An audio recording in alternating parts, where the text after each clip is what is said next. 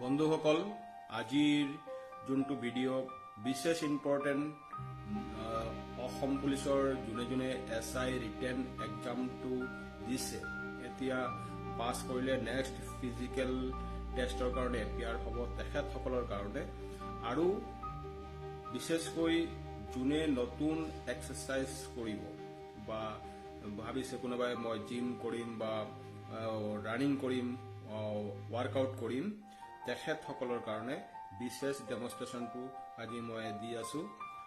ইয়াতে 6টা ষ্টেপ আছে। এই 6টা ষ্টেপ যদি কোনোবাই ফিল্ডত যাব নোৱাৰে বা সদায় ফিল্ডত যোৱা বা ৰান কৰাটো পচিবল নহয়, তেতিয়াহ'লে নিজৰ ঘৰতে সদায় ফিল্ডত নগ'লেও ৰুমৰ ভিতৰতেই এই 6টা এক্সাৰচাইজ যদি ডেইলি কণ্টিনিউ কৰিব পাৰে, তেনেহ'লে নিশ্চয় নিজৰ ৰানিং লেভেলটো আগবঢ়াই লৈ যাব পাৰিব।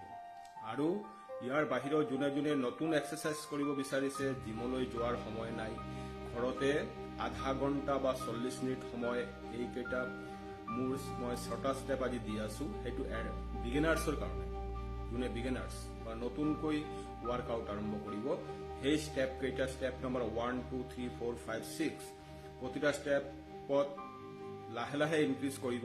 এটা ষ্টেপত প্ৰথম 5টা কৰক, প্ৰথম দিনা 5টা কৰক, নেক্সট ডে 6টা কৰিব, তাৰ নেক্সট ডে 10টা কৰিব, তাৰ নেক্সট ডে 15টা কৰিব, তেনেকৈ লেভেলটো লাহে লাহে বঢ়াই যাব।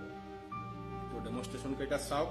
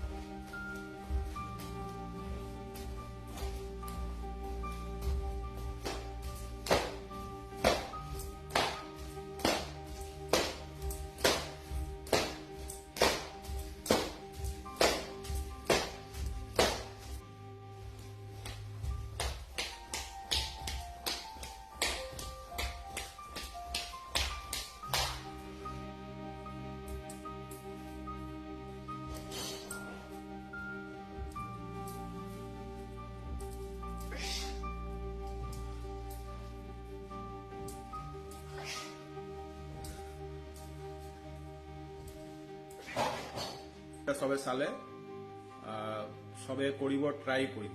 আৰু বিশেষকৈ যোনসকল অসম পুলিচৰ নেক্সট ফিজিকেল টেষ্টটো দিব যাব বা যোনে ৰিটেন পাছ কৰিব, ফিজিকেলত বহিব লাগিব। তো ফিজিকেল টেষ্টটো এটা হাৰ্ড হয় বহুতো, বিশেষকৈ নতুন যিবিলাক কেণ্ডিডেট আছে বা নতুন যিসকল কেণ্ডিডেট আছে তেখেতসকলৰ কাৰণে। গতিকে এতিয়াৰ পৰা ট্ৰাই কৰি দিয়া আৰু ৰানিংটো কৰাৰ আগত এই 6টা ষ্টেপ ডেইলি কৰিবা। যিকোনো এটা টাইমত কৰা, লাহে লাহে ইনক্ৰিজ কৰি থাকিবা, নিজৰ লেভেলটো বঢ়াই থাকিবা, চাবা নিশ্চয় ভাল হ'ব আৰু কণ্টিনিউটো কৰিবা। এয়া অসম পুলিচৰ SI এক্সামৰ কেণ্ডিডেটৰ কাৰণে আৰু যোনে নতুনকৈ এক্সাৰচাইজ কৰিব বিচাৰিছে তেখেতসকলৰ কাৰণে। আৰু এইটো মাইণ্ড ছেট কৰিব লাগিব যে আমি জিম বা এক্সাৰচাইজ নহ'লে এই ৱাৰ্কআউটটো আমি সদায় কৰিমেই কৰিম। বহুতে হয়তো এলেহুৱা যে আজি নহয়, আজি বাদ দিয়া, কালিৰ পৰা কৰিম, তেনেকুৱা নহয়। সেইটো মাইণ্ডত ছেট কৰিব লাগিব যে এইটো আমাৰ ডেইলি ৰুটিনত এটা প্ৰয়োজনীয় কাম বুলি ভাবিব লাগিব আৰু সেই হিচাপে কণ্টিনিউটি কৰিব লাগিব। Daily 30 to 40 minutes. তো জিম ডেমনষ্ট্ৰেশ্যন কেইটা চালে কৰক, পিছলৈ মই এডভান্স লেভেল লৈ আহিম, এডভান্স লেভেলৰ ডেমনষ্ট্ৰেশ্যন কেইটা দিম, সবে চাব, নিশ্চয় উপকৃত হ'ব, সবে ফিট হৈ থাকিব পাৰিব, সুস্থ হৈ থাকিব পাৰিব, ভাল হৈ থাকিব পাৰিব। সবকে অল দ্য বেষ্ট, থেংকছ।